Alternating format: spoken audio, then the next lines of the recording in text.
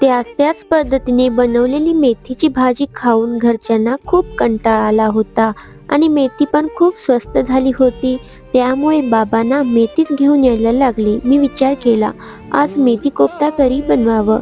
इथे मी 1 वाटी बेसन, अर्धी वाटी गव्हाचं पीठ, बारीक कापलेली मेथी, मीठ, मिरचीचा ठेचा, हळद, लाल तिखट, ओवा, थोडं पाणी घालून मळून घेऊ.